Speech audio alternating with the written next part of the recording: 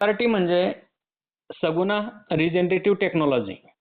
हा ही आदरणीय चंद्रशेखरदादा भडसावळे हा यांनी विकसित केलेली शेती पद्धती. हा ज्या शेती पद्धतीमध्ये आपल्याला आपल्या जमिनीची उलथापालथ न करता हा आपल्या जमिनीचा जो सेंद्रिय कर्ब आहे हा तो वाढवण्यावर भर देण्यासाठी हा सेंद्रिय कर्ब हा विषय आपल्याला जर माहीत होत असेल, हा माझ्या तरी मते आतापर्यंत तुम्ही पण आहेच, आता तुम्ही ॲडव्होकेट आहात हा आणि शेतीमधल्या बऱ्याचशा गोष्टी तुम्ही फक्त नत्र, स्फुरद, पालाश, हा मायक्रोन्यूटन, हा सूक्ष्म अन्नद्रव्य आणि दुय्यम अन्नद्रव्य एवढंच आपण आतापर्यंत शेतीमध्ये ऐकतोय. बरोबर आहे सर. बरोबर. हम्म पण सेंद्रिय कर्ब हा विषय आतापर्यंत कोणीच आपल्याला म्हणजे हाताळलेला दिसला नाही. बरोबर आहे का? हम्म तर हा सेंद्रिय कर्ब जो आहे हा SRT मुळे आपल्याला फक्त शेतकऱ्यांना माहीत झालेला आहे. हम्म आणि आदरणीय चिपळूणकर दादा, जे तुम्ही प्रतापदादा चिपळूणकर कोल्हापूरचे, हम्म 1970 साली हम्म त्यांनी BSc ॲग्री झालेलं आहे त्यांचं. हम्म त्याच्यानंतर MSc झालं हम्म आणि दादांच्या शेतीवरचे बरेचसे पुस्तकं आहेत.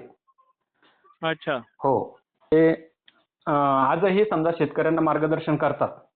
हम्म टीव्ही चॅनल असेल किंवा बाकीच्या इतर सगळ्या गोष्टीमध्ये त्यांचं म्हणजे भरपूर हे आहे. आणि दादांचं पण 1970लाच मला वाटतं ॲग्री झालेलं आहे. आणि हे जे दोन म्हणजे आता यांना तरुण म्हणायचं आपण, वय 70-75 जरी असलं पण तरी सुद्धा हे तरुण आहेत. हम्म यांनी SRT पद्धतीची एक अशी संकल्पनाच निर्माण केलेली आहे. 2012-13 साली समजा भडसावळे दादांनी ही भात शेतीमध्ये विकसित केलेली पद्धत आहे. हम्म जगभरात म्हणजे भारतामध्ये उत्पादन घेतलं जातं. हम्म तर हे उत्पादन घेताना मिथेन नावाचा जो वायू आहे हम्म त्याचं उत्सर्जन होतं. हम्म आणि मग दादांनी हे जे त्याचं कारण काय, तर आपण जमिनीमध्ये जो पाणी आहे हम्म ते पाणी साचवून ठेवतो. हम्म तिथलं जे कार्बन आणि ह्या ज्या गोष्टी आहेत तिथं मिथेन गॅसची निर्मिती जास्त प्रमाणात होते.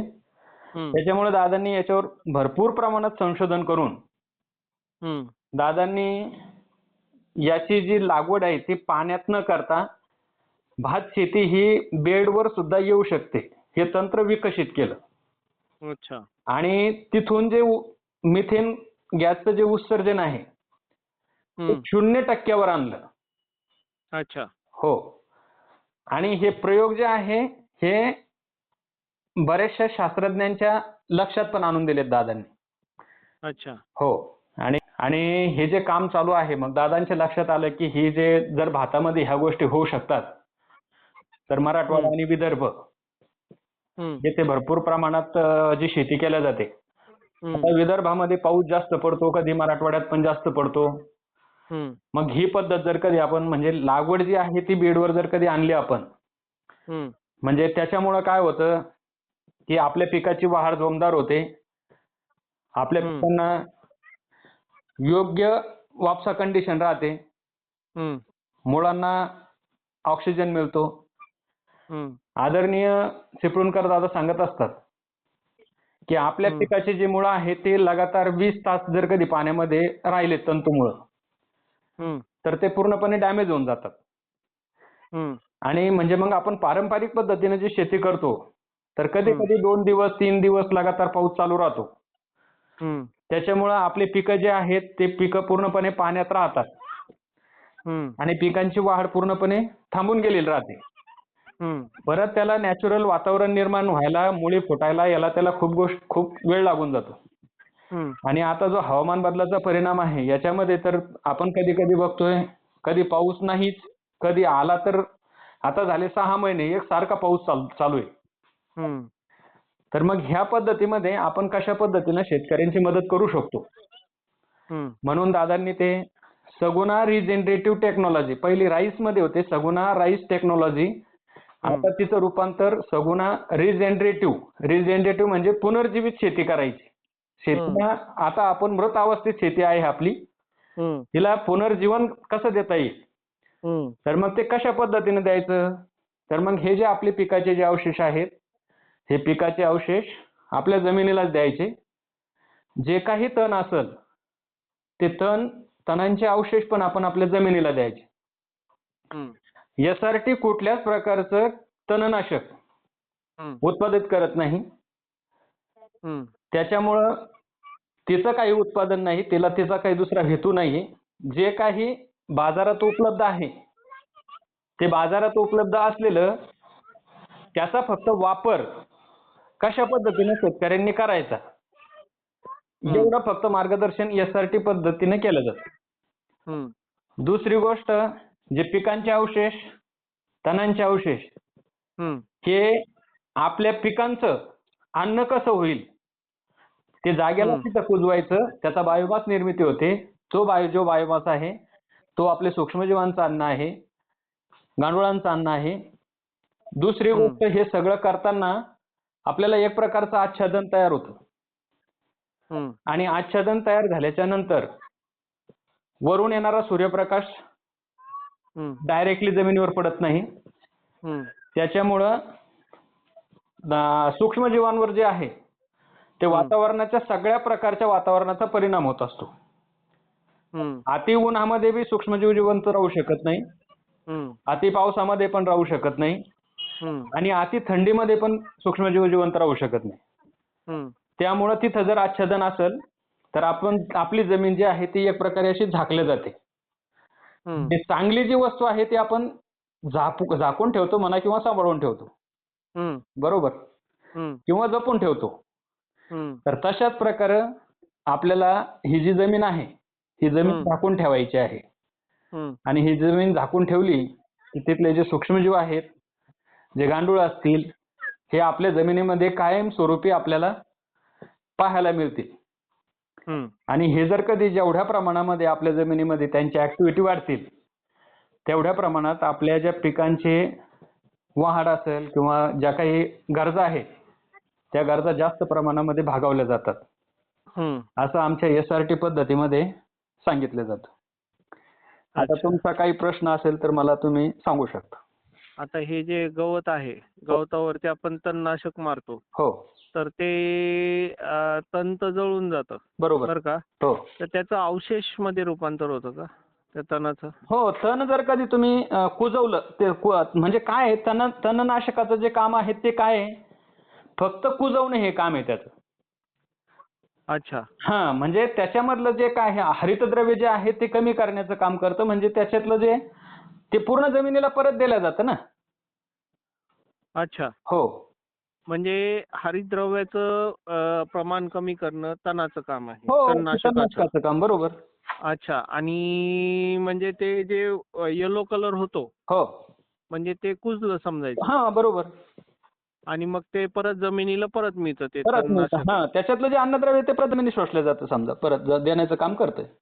अच्छा, जमीन परत घेते ती. हो, हो, म्हणजे ही कन्सेप्ट आहे. हो. बरं, आपण तणनाशक मारल्यामुळे गांडूळ वगैरे मरत नाही का त्याच्यात? नाही साहेब, तसा काही प्रकार आमच्या शेतामध्ये आम्ही जेव्हापासून आता SRT मध्ये गेलोय तेव्हापासून आता माझे काही व्हिडिओ आहेत पाठीमागं, ते वाटल्यास मी तुम्हाला पाठवल ते. कुठल्याच प्रकारचा असं काही प्रकार झालेला नाही. उलट गांडुळांची संख्या आमच्या जमिनीमध्ये जो कुजलेला पदार्थ राहतो तो त्याच्यासाठी आता आमच्या जमिनीमध्ये आम्ही तुम्हाला आता सध्याही गांडूळ दाखवू शकतो. जे की तुमच्या पारंपरिक शेतीमध्ये तुम्ही आजही बघायला जर कधी गेले तुम्हाला गांडूळ कुठंच मिळणार नाही पाहायला. बरोबर आहे. हो, तुमचं म्हणणं ना मला बऱ्याच ह्याच्यापर्यंत मला पटलंय बरं का. हा, की कारण काय आहे की जी अगोदर जुने लोक ज्या पद्धतीने करत होती शेती, बरोबर, बरं का, त्याच्यामध्ये नंतर भविष्यामध्ये फार जास्त चेंजेस आले. हो, आणि त्या चेंजेसमुळे शेतीचं जे उत्पन्न आहे ते आता फार प्रमाणात कमी झालंय. लोकांना फक्त सांगितलं ना किती झालं उत्पन्न तर लोक खोटा आकडा सांगतात. रियालिटी मध्ये त्यांना झालेलंच नसतं तेवढं उत्पन्न. हो, म्हणजे अशी वस्तुस्थिती आहे. बरोबर आहे. आणि ठीक आहे, आता जे काही ज्यांचा वैयक्तिक विषय झाला. हो. पण आज जमिनीचं जे आहे, जमिनीला जे कंटेंट आवश्यक आहेत, हो. तर ते असणं आवश्यक आहे. नाही तर उद्या जमिनी नापीक होऊन जातील आपल्या. 100% आज म्हणजे आपण ते ते पिकूच शकणार नाही त्या. हो. फक्त दिसायला काळी दिसणार आहे त्या, बरोबर. पण त्याच्यातून उत्पन्न निघूच शकणार नाही. अगदी बरोबर. अशी परिस्थिती भविष्यामध्ये निर्माण होऊ शकते. हो. हां, तर ती आहे एक वस्तुस्थिती. साहेब आजही बघा ना तुम्ही, आपण आपल्यापेक्षा आपले आई वडील जे आहेत ते शेती करत हं, असताना एकदम हं, कमी खर्चामध्ये, कमी खतामध्ये, कमी औषधांमध्ये आपल्या जमिनी पिकवायचे. हं, आता काय झालं आपण आणि दुसरी गोष्ट काय होतं पाण्याचे स्रोत नव्हते, हं, की विहीर नसायची, पाण्याची सोयी नव्हत्या एवढ्या. मग हं, एक पीक असेल किंवा दुसरं पीक असेल आणि असे वेगवेगळे बदलून बदलून पिकं राहायची. हं, आता काय आहे, आता आपण फक्त फक्त नगदी पिकांकडे जास्त वळालेलो आहे. हं, आणि नगदी पिकांकडे तेही चुकीचं नाहीये. कारण आता हं, सगळ्यांनाच पैसा लागत असेल, शेतकरी तरी कुठं थांबणार आहे मला सांगा बरं तुम्ही. हं, त्यांचं पण ते चुकीचं नाहीये. हं, परंतु त्याच्यामधून जो पैसा आपल्याला राहायचा तो पैसा राहत नाही. हं, अशी ॲक्च्युअल कंडिशन झालेली आहे. आता बऱ्याचशा शेतकऱ्यांचे फोन असतात. मला एक आत्ता बुलढाण्याहून एक 8-10 दिवसापूर्वी फोन होता. त्या शेतकऱ्यानं मला फोन केला, 10 एकर सोयाबीन आहे म्हणे माझं हं, आणि त्या शेतकऱ्याला ज्यावेळेस आता काढणी झाली म्हणे माझ्या सोयाबीनची, हं, तर मला 10 एकरमध्ये फक्त 6 क्विंटल सोयाबीन झालं हं, आणि ते सोयाबीन ₹4,000 क्विंटलनं मी विकलं. म्हणजे त्याला हं, ₹24,000 राहिले हं, समजा. पण हं, याच्यासाठी त्यानं खर्च केला होता जवळपास ₹1,25,000. हं, हं, हं, म्हणजे हं. शेतीमधला जो लॉस आला त्याला तो लॉस आला ₹1,01,000. बरोबर. मग हा लॉस भरून कसा काढायचा मला सांगा तुम्ही? मग हं, आम्ही ज्या एस-आर-टी पद्धतीने जातो आमचा उत्पादन खर्च एकदम आम्ही कमी करून टाकलेला आहे. हं, आम्हाला काय आहे आम्ही पहिल्या वर्षीच सांगतोय शेतकऱ्यांना की तुम्ही एकदा तुमच्या पारंपरिक पद्धतीने तुम्ही जसं करता नांगरट करा, त्याला वखरपाळी करायची तर करा, रोटा करा. एक वेळेस बेड तयार करून घ्या. पहिल्या हं, वर्षी तुम्हाला हा बेड तयार करण्याचा खर्च आहे. हं, त्याच्यानंतर तुमच्या जमिनीमध्ये तुम्हाला जे काही तणनाशक आहे बाजारामध्ये ते फवारायचे. हं, आपले काही इथं काही प्रॉडक्ट नाहीये किंवा हे काही प्रॉडक्ट म्हणून सनी विकायचे नाही. हं, जे आहे ते फक्त मार्गदर्शन शेतकऱ्यांना करायचं की ह्या टायमामध्ये हे औषध चालतंय. हं, तर मग त्या पद्धतीने आपण ते सांगत असतो आणि जे तणनाशक आहेत प्रिव्हेंटिव्ह मधले असतील किंवा उगवणीनंतरचे असतील किंवा हं, त्याच्यानंतर मध्ये जे कशा पद्धतीने आपण समजा टेक्निकली ते मारू शकतो. हं, ह्या बाबींचं मार्गदर्शन आपल्या एस-आर-टी ग्रुपमार्फत केलं जातं किंवा एस-आर-टी शेतीशाळा ज्या चालू झाल्यात आता नवीन. हं, या शेतीशाळांच्या माध्यमातून सुद्धा आता ते काम चालू झालेलं आहे. हं, आणि हे व्यापक स्वरूपात आहे. म्हणजे हं, भरापेक्षा बाहेर जगामध्ये बी त्या गोष्टीची मागणी झालेली आहे. हं. आणि आता परभणी कृषी विद्यापीठानं सुद्धा त्या गोष्टी दादांबरोबर त्यांच्याबरोबर टॅप झालेला आहे. बरोबर आहे. म्हणजे तिथंही सुद्धा आता ते प्रयोग चालू झाले. बरोबर आहे. काही अधिकाऱ्यांचं असं म्हणणं आहे की बा जर कधी आपल्याला फायद्याचं असेल आणि हं, शेतकऱ्यांचा त्याच्यामधून फायदा होत असेल हं. तर मग ते आक्षेप करायला काही अडचण नाही ना. बरोबर आहे. बरोबर आहे की नाही? हं. आज आता बरं सर एक विषयांतर करू का? बोला ना साहेब. आजची परिस्थिती अशी आहे बरं का सर, हो. बरं का, की शेतकरी जो आहे, हो. बरं का, हं. आपण मला जगामध्ये एखादा माणूस दाखवा असा, की जो मातीमध्ये पैसा टाकत असेल, बरोबर. बरं का. हो. शेतकरी एकमेव माणूस असा आहे की जो मातीमध्ये पैसा टाकतो. हो. कोणी शेतकरी असो सर, हो. बरं का. हं. मी एका शेतकऱ्याचा मुलगा आहे. बरोबर. माझ्या वडिलांनी शेती केली, हो. बरं का. हं. मी त्या बेसिसवर मी ॲडव्होकेट झालो. बरोबर. त्यांना पूर्ण आयुष्य त्यांचं हालाखीचं गेलं वाह! शेतीमध्ये, हं. बरं का. हं. मी फार जवळून अनुभव घेतलेला आहे, बरोबर. बरं का. आज परिस्थिती अशी आहे, बरं का, की जो एकमेव जो शेती करतो, बरं का, बरोबर. त्याला माहिती की तो काय करतो म्हणून, बरं बरोबर. का. बरोबर. आणि तो त्याचा जो माल येतो त्याचे भाव ठरवतात कोण? तिरेच व्यक्ती. हं, हं, हं. त्याला सुद्धा त्याच्या मालाचा भाव ठरवायचा अधिकार नसतो, बरोबर. बरं का. हं. आणि फक्त काय की आता साधं तुम्ही दुकानात जर गेला तर कंपनीचा जो प्रोडक्ट असतो किंवा काय म्हणा, पार्ले बिस्किटचा पुडा म्हणा, काय म्हणा, हो. त्या बिस्किटचा पुडाचा भाव ठरवायचे अधिकार त्या कंपनीला देऊन ठेवलेले आणि त्याच किमतीत घ्यावं लागतंय. बरोबर. तुम्ही तिथं बार्गेनिंग करू शकत नाही. हम्म. पण शेतकऱ्याचं एकमेवच असं आहे की त्याचा मालचा भाव पण दुसरे ठरवतात आणि त्या भावाने त्या बिचाऱ्याला द्यावं लागतं.